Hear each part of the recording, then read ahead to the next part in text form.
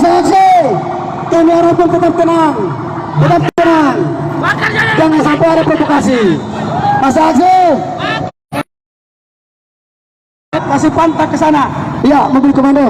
Komando putar. Ini bisa putar komando. Mobil komando putar. Sopir. Sopir. Awas dulu yang otot baterai. Sopir. Sudah aman, aman, Pak. Kasih jalan dulu otot.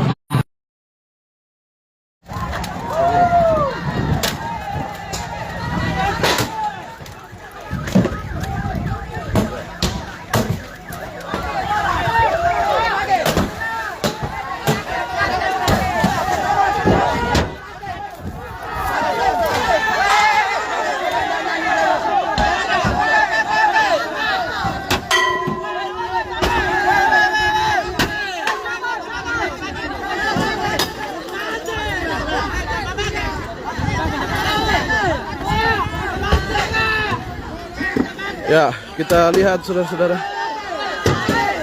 Kita lihat. Ya.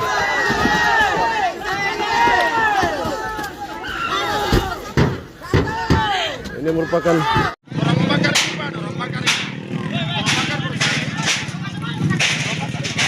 terserah Bapak.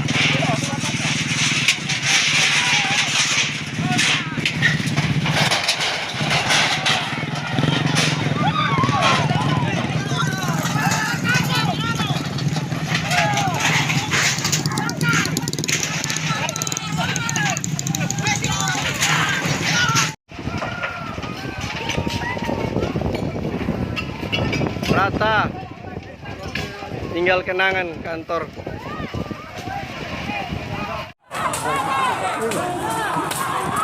Abang-abangku yang di pusat, monitor. Hancur.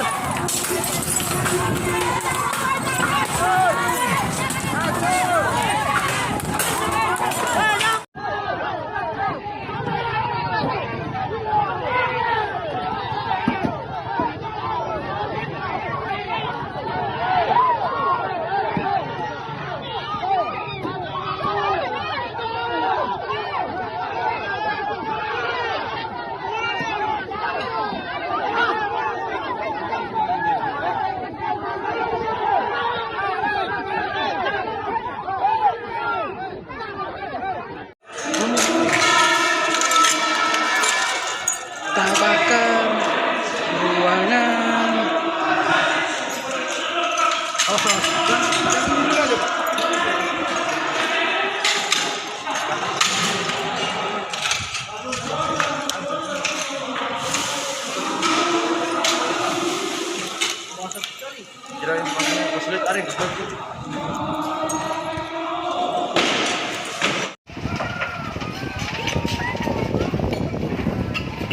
Rata, tinggal kenangan kantor.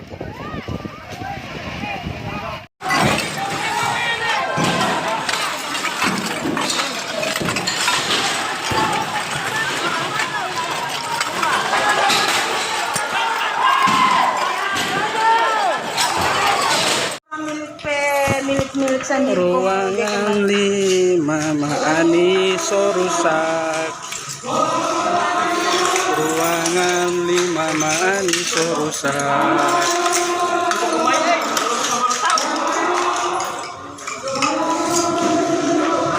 Oke, ruangan ini kawarni.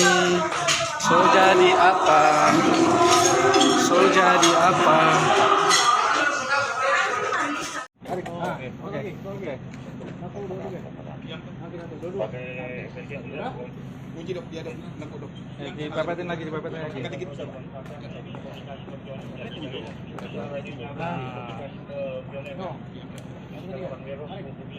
Abang kurang rapat sudah situ. Nah, oke.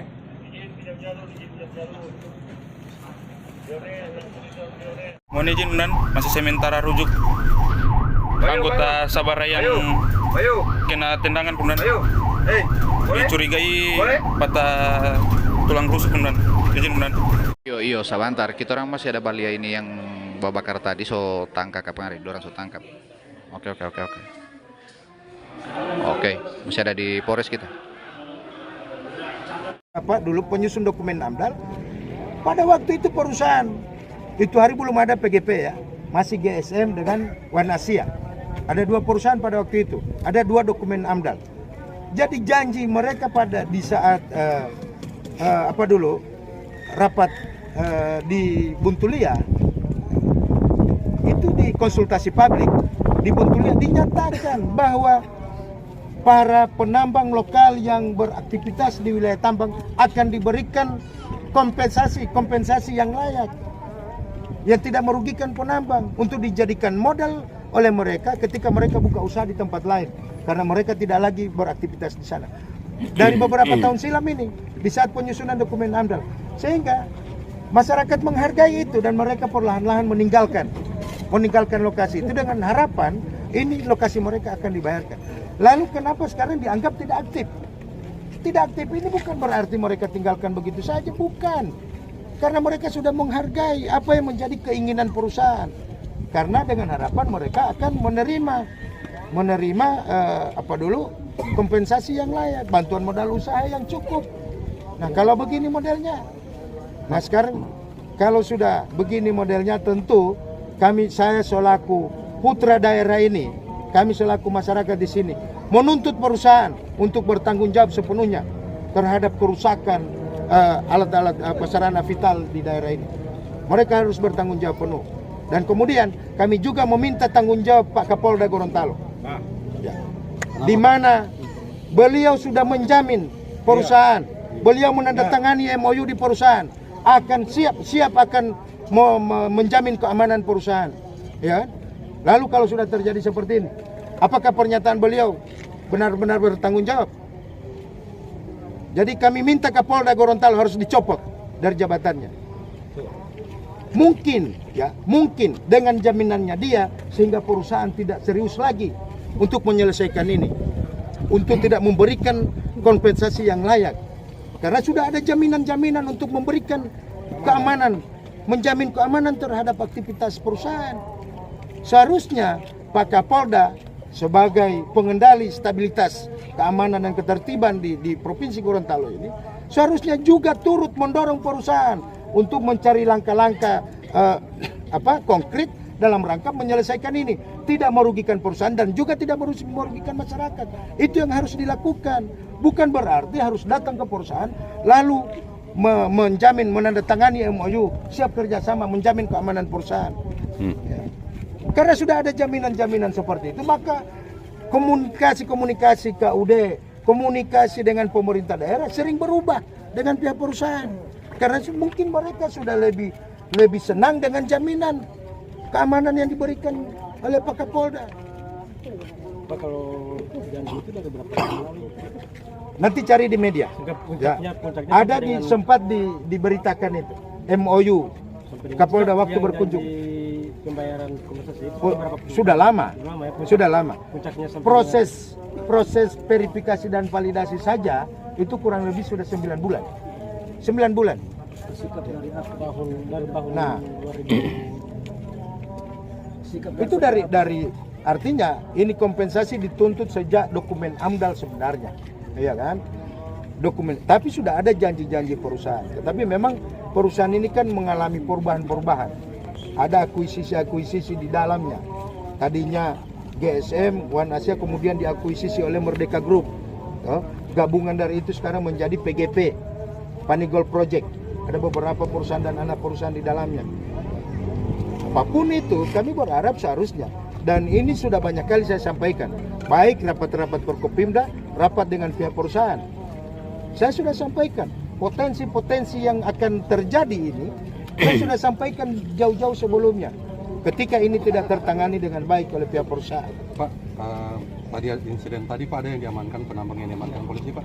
Saya belum tahu.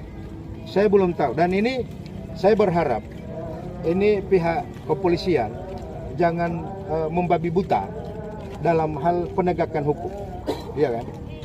Ini sesungguhnya bentuk amarah massa yang memang kita sulit untuk menentukan siapa pemicu-pemicu di dalamnya, ya kan? Siapa yang penggerak-penggerak. Karena bisa jadi saya juga pernah menjadi orator, pernah memimpin massa, ya kan? Tapi tidak sampai terjadi seperti ini, ya kan? Tidak sampai terjadi seperti ini.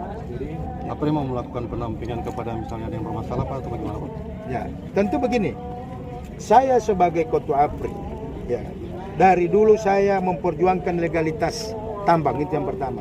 Yang kedua, kami dari APRI benar-benar mengawal yang benar-benar penambang dan kemudian akan dirugikan. Dan hal ini saya sudah sampaikan berulang-ulang ke pihak perusahaan. Walaupun saya sebagai wakil ketua KUD yang bermitra dengan mereka, ya, walaupun itu, tapi tentu kita tidak menginginkan ini terjadi.